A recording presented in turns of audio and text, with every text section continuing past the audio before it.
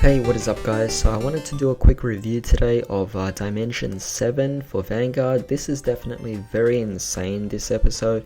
Very crazy. It was something that was never really explored in the original series. But in this particular episode, we got character development for Ibuki here, where he's actually starting to feel the effects and almost suffering. I mean, he is actually suffering.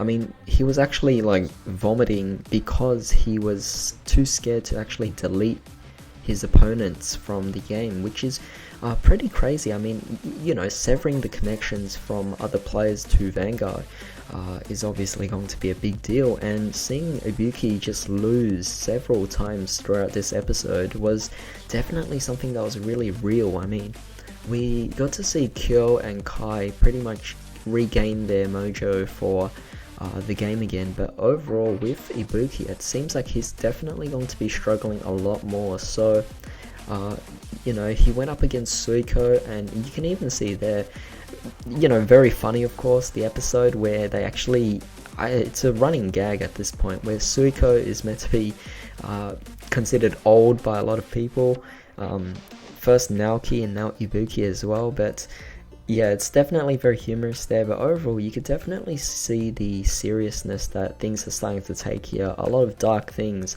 occurring with Ibuki's character, where he's starting to transition more into the good guy of the particular show, and going out, potentially getting rid of the deleters.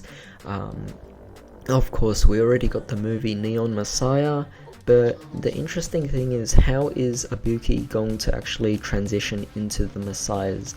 Is it actually going to happen in this particular season, or is it actually going to be focusing the entire conflict between Ibuki and the deleter Greion here? Because it's going to be very interesting to see this conflict go on just for Ibuki alone, but I just have no idea what's going to happen, so I'll definitely have to check more things out. But of course, at the end of Dimension 7, what we get to see is that Leon actually challenges Ibuki, and that's pretty much where we leave things off there. So it's going to be really cool to watch episode 8, and hopefully we can see if Ibuki will actually finally get rid of his deleters, or perhaps even find a different clan. Maybe he'll even just go back into Royals or Kagero as well, but we really have no idea here.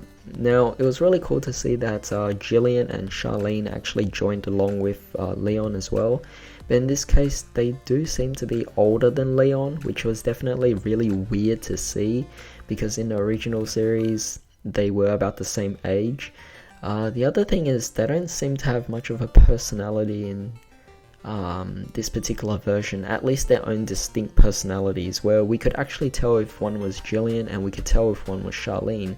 But in this particular case, they seem very generic, which is something that might be a bit of a letdown for this particular season, or even particular series itself. But yeah, that's pretty much it about this particular episode. I mean, it wasn't much else other than seeing Ibuki actually suffer, which further emphasizes the darkness that is actually coming across from this particular season. So definitely going to be very interesting. We can't really tell what kind of plot will actually happen first. I feel like these characters definitely just have to try and get over the events of the deleters, or the previous season, and then transition into the more fun Vanguard Koshien tournament. So, but I think it's trying to transfer into a more fun season rather than anything dark. I mean, I don't really see any major plots happening, or at least major dark plots, other than the characters right now trying to transition